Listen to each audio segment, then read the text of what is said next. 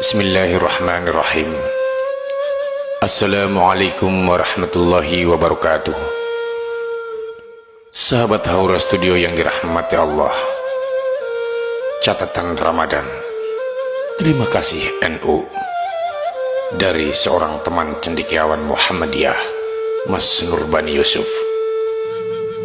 Mengambil hikmah itu bisa dari manapun. Betapa sepinya Ramadan tanpa kehadiran Masjid NU. Rajab dan Sya'ban adalah prolog menyambut Ramadan yang eksotik. Wajah Islam terasa pekat dari negeri asalnya. Masjid menjadi epicentrum aktivitas menjelang Ramadan yang humanis dan memenuhi kebutuhan spiritual. Bukan hanya berbagi kurma, tapi juga berbagi pahala membaca Al-Quran, bersahut-sahutan, saling mendoakan dan memohonkan ampun terhadap kedua orang tua dan kerabat yang sudah meninggal, juga kebajikan lain yang masih banyak lagi.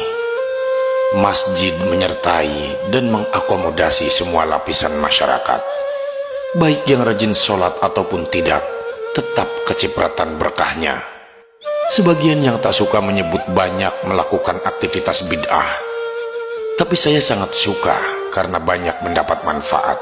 Bagi NU, agama itu longgar dan fleksibel. Itulah kesan yang saya dapat. Dari masjid-masjid NU itu, saya bisa membedakan antara bulan biasa dan bulan Ramadan dengan aktivitas spesial seperti tadarus yang bersahutan, bedug yang ditabuh, mercon yang dibakar, tarhim yang dikumandangkan 5 menit sebelum azan sebagai tanda masuk sholat. Sungguh begitu indah. Dari Masjid NU pula saya dapat informasi kapan harus persiapan pulang sebelum sholat Jumat. Petani dan pekebun bersiap pulang.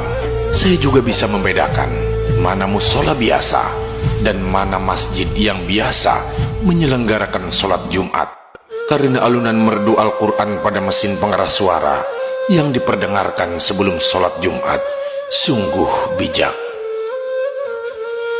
Pada setiap Ramadan, jujur saja saya akui bahwa masjid-masjid NU yang paling semarak dan makmur dengan berbagai aktivitas tadarus, solawatan, dibaan dan khataman.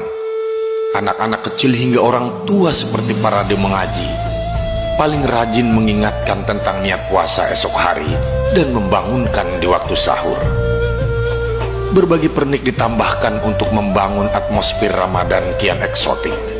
Nyadran, megangan, malam selikuran, malam songo dan lain sebagainya.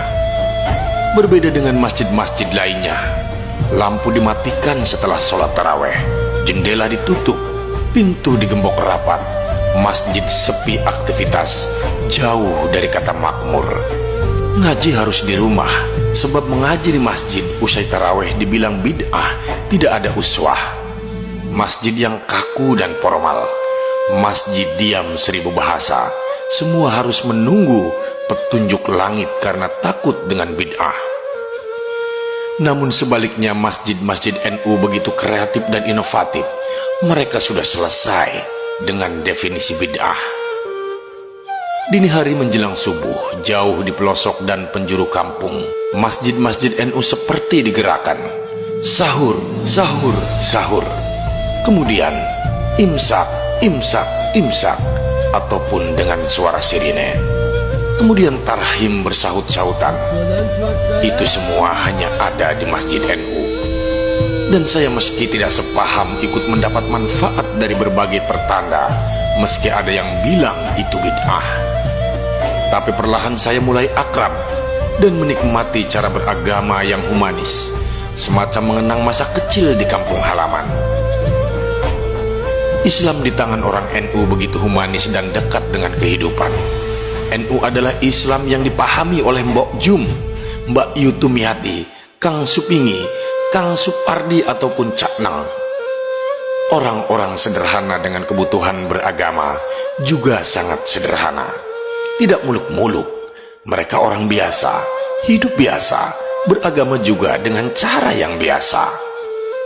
NU dapat merangkum semua status sosial dan struktur masyarakat dalam sebuah jamiah, mewarisi dan merawat metode jitu yang ditemukan oleh para wali songo menyebar Islam di tanah Jawa.